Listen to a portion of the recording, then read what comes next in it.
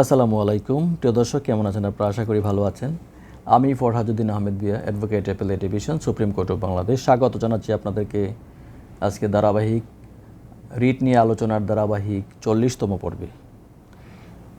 প্রিয় দর্শক, প্রশাসনিক আইনের একটি অত্যন্ত গুরুত্বপূর্ণ বিষয় হইল যে প্রিন্সিপাল অফ ন্যাচারাল জাস্টিস। আজ আমরা আলোচনা করব একটি মামলা নিয়ে, যেটি 14 BLC-তে 2006 সালে রিপোর্টেড হয়েছে। পেজ নাম্বার 258-তে আপনারা পেয়ে যাবেন। এই মামলায় পিটিশনার ছিলেন সেলিমা সারওয়ার এবং বাংলাদেশ ছিলেন রেসপন্ডেন্ট। মূল প্রেক্ষাপটটা যদি আমরা আলোচনা করি, 1989 সাল থেকে অ্যাসোসিয়েশন ফর কমিউনিটি ডেভেলপমেন্ট একটি সমাজসেবামূলক কাজ করে আসছিল, কিন্তু 2003 সালে হঠাৎ কোনো আগাম তথ্য ছাড়াই তাদের উপর শাস্তিমূলক ব্যবস্থা নেমে আসে। এই আইনি লড়াইটি আমাদের শেখায় যে রাষ্ট্র চাইলেই খামখেয়ালিভাবে কোনো প্রতিষ্ঠানের অধিকার কেড়ে নিতে পারে না। আইনের কোনো ধারায় প্রতিকার চাওয়া হয়েছিল এবং আইনের কোন প্রেক্ষাপটে প্রতিকার চাওয়া হয়েছিল, এই মামলাটি আসলে আমাদের কনস্টিটিউশনের আর্টিকেল 102 অনুসারে মহামান্য হাইকোর্টে রিট পিটিশন দায়ের করা হয়েছিল। এখানে যে ফরেন ডোনেশনস, যেটাকে আমরা বলি ভলান্টারি অ্যাক্টিভিটিস রেগুলেশন অর্ডিন্যান্স 1978-এর আওতাধীন বিষয়গুলো কিন্তু জড়িত ছিল।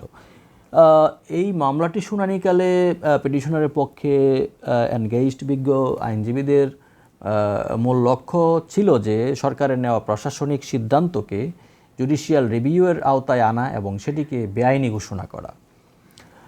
এক্ষেত্রে যেই আর্গুমেন্টগুলো ছিল সেগুলো প্রিয় দর্শক আপনাদের একটু শেয়ার করছি। সেগুলো হচ্ছে, নোটিশ ছাড়া যদি তদন্ত করা হয় তাহলে সেটা কি হবে, সেই বিষয়টা নিয়ে আলোচনা ছিল। 2003 সালের 26 এপ্রিল হঠাৎ কোনো অভিযোগপত্র ছাড়াই তদন্ত দল এনজিওতে হানা দেয়, যা সম্পূর্ণ বেআইনি।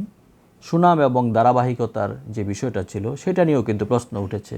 1989 থেকে 2003 সাল পর্যন্ত এনজিও যে ব্যুরো আছে নিজেরাই তাদের কাজে সন্তুষ্ট ছিল এবং সেপ্টেম্বর 2003-এর চিঠি কিন্তু তার প্রমাণ। এই সংক্রান্ত তাদের সন্তুষ্টতা সংক্রান্ত কিন্তু একটি চিঠিও ছিল। শুনানির সুযোগ না দিয়ে, অর্থাৎ তাদেরকে না শুনে 12টি অভিযোগ আনা হলেও পিটিশনারকে আত্মপক্ষ সমর্থনের পর্যাপ্ত কিন্তু সুযোগ না দিয়েই চূড়ান্ত আদেশ দেওয়া হয়েছিল 8 এবং 10 সেপ্টেম্বর 2003 সালে। তাহলে যেটা প্রতিপক্ষের যে আর্গুমেন্ট ছিল, অর্থাৎ রেসপন্ডেন্ট বা গভর্নমেন্ট আমরা যেটাই বলি, তাদের যুক্তি ছিল যে তারা প্রশাসনিক ক্ষমতার দোহাই দিয়ে দাবি করেন যে অনিয়ম পাওয়া গেছে বলেই ব্যবস্থা নেওয়া হয়েছে। মাননীয় বিচারপতিগণের পর্যবেক্ষণ এবং গুরুত্বপূর্ণ যে সিদ্ধান্ত ছিল সেটা হচ্ছিল যে আদালত দেখেন যে প্রশাসনিক কোনো সিদ্ধান্ত নেওয়ার আগে সংশ্লিষ্ট পক্ষকে জানানো এবং তাদের বক্তব্য শোনার বাধ্যবাধকতা রয়েছে, সেটি করা হয়েছে কিনা।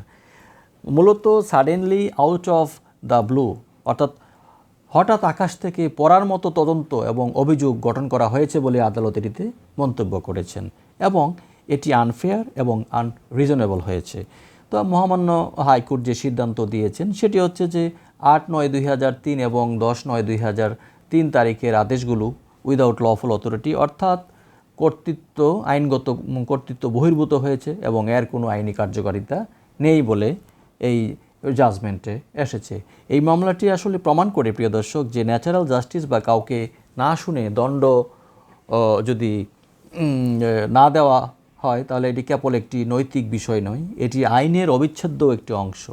রাষ্ট্র বা কোনো কর্তৃপক্ষ নোটিশ ছাড়া বা আত্মপক্ষ সমর্থনের সুযোগ ছাড়া আপনার প্রতিষ্ঠানের বিরুদ্ধে যদি কোনো ব্যবস্থা নেয় তাহলে আপনি অবশ্যই উচ্চ আদালতের শরণাপন্ন হতে পারেন।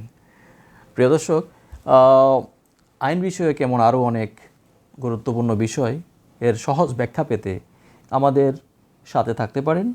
আমরা আপনার চাহিদা অনুযায়ী আমরা চেষ্টা করব পরবর্তী যে কোনো পর্ব সাজানোর জন্য।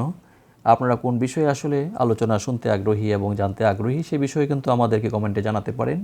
যেহেতু এই কাজটি আমাদের পক্ষ থেকে একটি চ্যারিটেবল ইনিশিয়েটিভ এবং পারফরমেন্স অফ সোশ্যাল রেসপন্সিবিলিটি, আমি মনে করি যে কারো যদি একটু উপকার হয় তাহলে আপনারা অন্যকে সেটি শোনার সুযোগ এবং দেখার সুযোগ করে দেবেন ইনশাআল্লাহ। আর পরবর্তীতে যে কোনো আলোচনায় আপনাদের সাথে থাকবো সেই প্রত্যাশা ব্যক্ত করে আজকের মতো এখানে শেষ করছি।